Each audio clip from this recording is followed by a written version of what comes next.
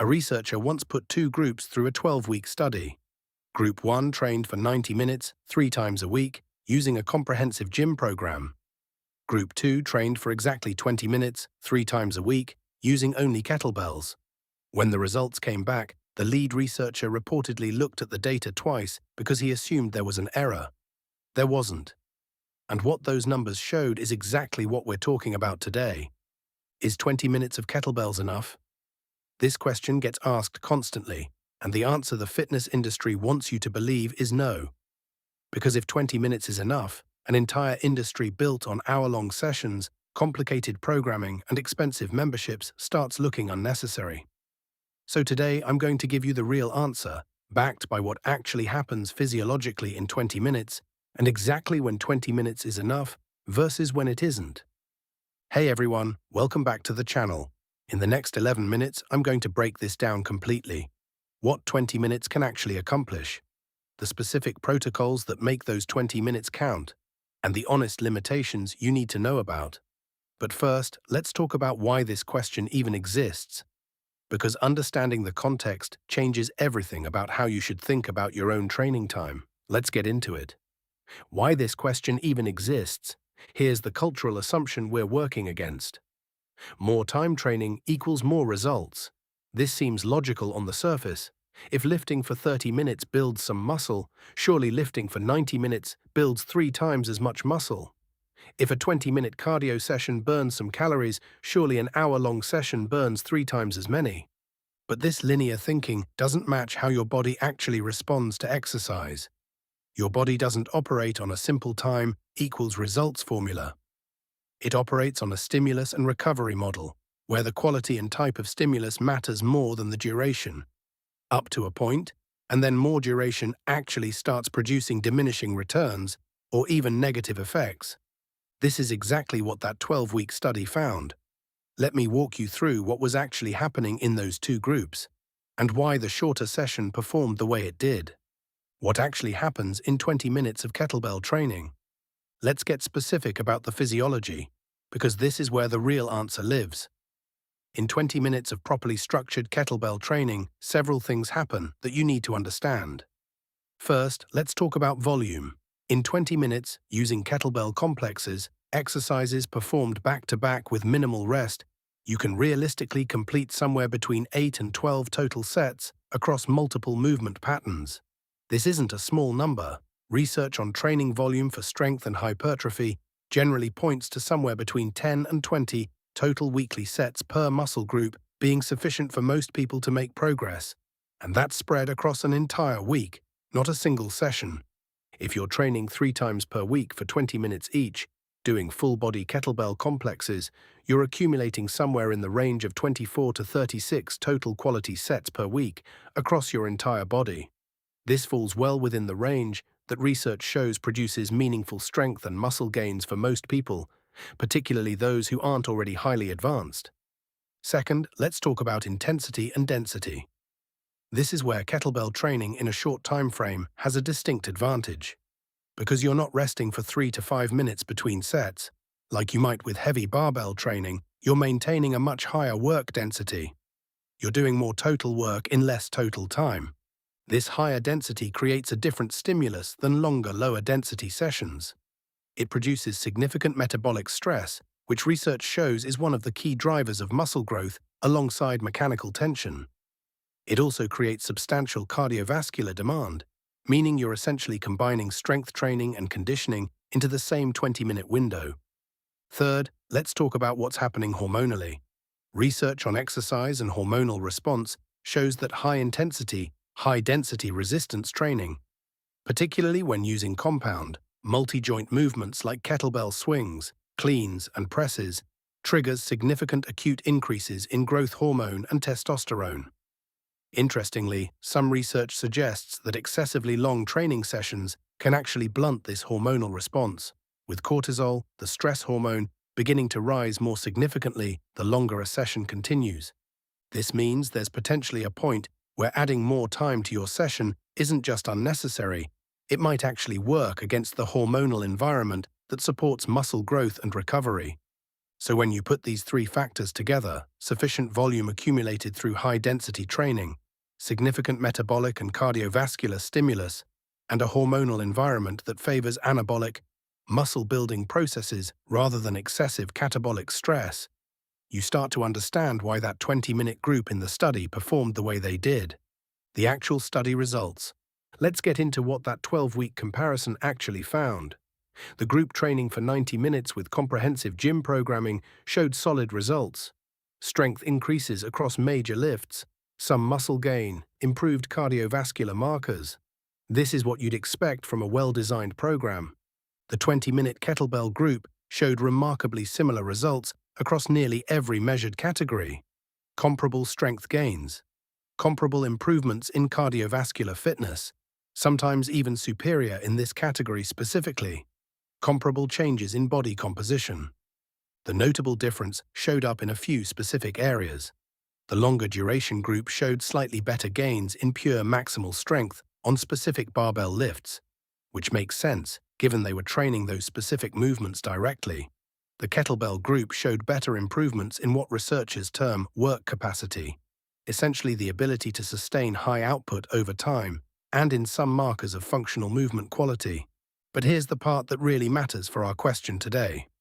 When researchers calculated efficiency, meaning results achieved relative to time invested, the 20-minute kettlebell protocol was dramatically more efficient. The 90-minute group achieved their results using 4.5 times more training time per session, but their results weren't 4.5 times better. In most categories, they were barely different at all. This is the core finding that should change how you think about training time. Past a certain point, additional training time produces diminishing returns. And for many fitness goals, that point comes much sooner than the fitness industry has led us to believe. But this doesn't mean 20 minutes is automatically enough for everyone, regardless of goals or circumstances. Let's talk about exactly when it is enough, and when it isn't. When 20 minutes of kettlebells is genuinely enough. 20 minutes is enough if your goal is general fitness and health maintenance. If you want to be strong, mobile, conditioned, and healthy, without specific performance goals like competing in a sport or a strength competition, 20 minutes of well-structured kettlebell training, 3 to 4 times per week, provides more than sufficient stimulus for these outcomes. 20 minutes is enough if your goal is fat loss combined with muscle maintenance. The combination of strength stimulus and cardiovascular demand that occurs in a properly structured 20-minute kettlebell session creates an excellent environment for fat loss while preserving and often building lean muscle mass. This is actually a particularly efficient combination compared to either pure cardio or pure strength training in isolation. 20 minutes is enough if you're a beginner or early intermediate trainee. This is actually one of the most important points. The vast majority of people have never trained with enough consistency or intensity to reach the point where they need more than 20 minutes to create sufficient stimulus for progress. If you've never done structured resistance training before, or you've been inconsistent, 20 minutes done consistently will produce dramatic results compared to your starting point. 20 minutes is enough if you're managing a busy life and the alternative is not training at all. This might be the most practically important point on this list. Research on exercise adherence consistently shows that the best program is the one you'll actually do consistently. A 20-minute session that you complete 4 times a week beats a 90-minute session that you intend to do but skip half the time due to time constraints. 20 minutes is enough for maintaining strength and fitness during busy periods. If you've built a strength and fitness base through longer training periods previously, 20-minute maintenance sessions can preserve the vast majority of your gains during periods when you genuinely don't have more time available. Now let's talk honestly about when 20 minutes isn't enough. When 20 minutes of kettlebells isn't enough. 20 minutes isn't enough if your specific goal is maximizing muscle hypertrophy as your primary focus. While 20 minutes builds and maintains muscle effectively, if your specific priority is maximizing muscle growth. Research generally supports higher total training volumes than what fits comfortably into a single 20-minute kettlebell session. You'd likely need either longer sessions or more frequent 20-minute sessions to accumulate sufficient volume for maximum hypertrophy specifically. 20 minutes isn't enough if you're training for maximal strength in specific competition lifts. If you're training for powerlifting, Olympic weightlifting, or any sport with specific strength standards, you need dedicated practice time with the specific movements and loading patterns relevant to that pursuit. 20 minutes of general kettlebell training builds a foundation, but it won't replace the specific, often longer, training required for competitive strength sports. 20 minutes isn't enough if you're an advanced trainee who has already maximized the easy gains. As you become more advanced in your training, your body requires progressively more stimulus to continue adapting. What was sufficient stimulus for a beginner becomes insufficient for someone who has been training seriously for years. Advanced trainees generally need more total volume, which often means more total time. 20 minutes isn't enough if you have very specific, multiple competing fitness goals. If you're trying to simultaneously maximize strength, hypertrophy, cardiovascular endurance, flexibility, and skill development in a specific sport, you're asking a lot from 20 minutes. Each of these goals benefits from somewhat different training approaches, and trying to address all of them in 20 minutes means each one gets diluted. So here's the honest, complete answer. The honest answer to the question, is 20 minutes of kettlebells enough? For the goals of most people, general fitness, health, body composition improvement, functional strength and conditioning, yes, 20 minutes of properly structured kettlebell training is genuinely enough to produce meaningful, measurable results. For specific performance goals, maximizing hypertrophy, competitive strength sports, or advanced training adaptations after years of consistent training, 20 minutes likely isn't sufficient as your only training input, though it can certainly be a valuable component of a more comprehensive approach. The key phrase throughout this entire discussion has been properly structured. 20 minutes of wandering around a gym, doing random exercises with long rest periods, scrolling your phone between sets, will not produce these results. 20 minutes of focused, high-density kettlebell training, specifically designed to maximize the stimulus within that time constraint, is what we're actually talking about. Let me show you exactly what that properly structured 20 minutes looks like. The actual 20-minute protocol that works. Here's a framework that maximizes what's achievable in this time window. Start with a brief 2 to 3 minute warm-up, some bodyweight movements and kettlebell halos or arm circles to prepare your joints and raise your core temperature slightly. Then move into your main work, structured as a complex or circuit. A complex means performing multiple exercises in sequence without putting the kettlebell down, which maximizes time efficiency and metabolic demand. A typical structure might include a kettlebell swing, followed immediately by a clean, followed by a press, followed by a squat, followed by a row, then repeating this sequence for multiple rounds. For most people, performing this type of complex for 5 to 8 rounds, with the round itself taking perhaps 60 to 90 seconds, and brief 30 to 45-second rests between rounds, fills your available time efficiently while hitting every major movement pattern, pushing, pulling, hip hinging, squatting, and providing significant cardiovascular demand throughout. The specific weight you use matters significantly here. This should be heavy enough that the later rounds feel genuinely challenging, but light enough that your form doesn't deteriorate significantly across all the rounds. This typically means choosing a weight you could lift for considerably more reps if you were doing a single exercise to failure, since you're accumulating fatigue across multiple movement patterns. End with a brief 1 to 2 minute cool down, some stretching focused on the muscles you just worked, particularly your hips, shoulders, and lower back. This structure, repeated 3 to 4 times per week, with progressive increases in either the weight used or the number of rounds completed over time, is what actually produced results comparable to much longer training sessions in research settings. Addressing the objection, I know what some of you are thinking right now. This sounds too simple, too easy. Where's the complicated periodization, the varied exercise selection, the elaborate program design that serious training is supposed to involve?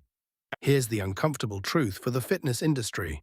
Much of that complexity exists to sell coaching, programs, and supplements, not because it's actually necessary for the vast majority of people to achieve their fitness goals.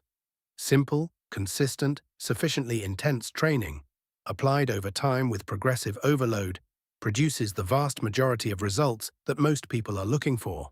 This doesn't mean complexity has no place. Advanced athletes pursuing specific, high-level performance goals often do benefit from more sophisticated programming. But for general fitness, health, and body composition, which represents the actual goals of the vast majority of people watching this video, simple and consistent beats, complicated and sporadic almost every time. Your action plan: here's what I want you to do. For the next 4 weeks, commit to the 20-minute protocol I just described, 3 to 4 times per week.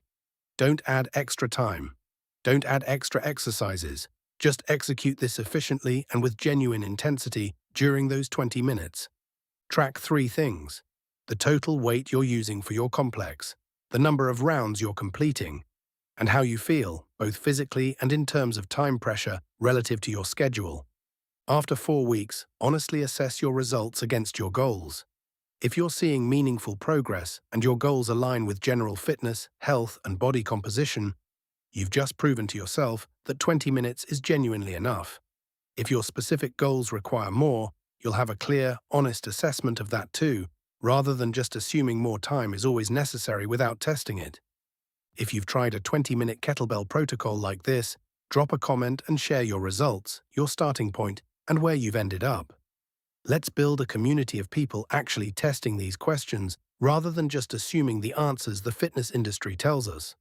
And if you want more breakdowns of exactly how much training time is actually necessary for different goals, separating the marketing from the science, smash that subscribe button and turn on notifications.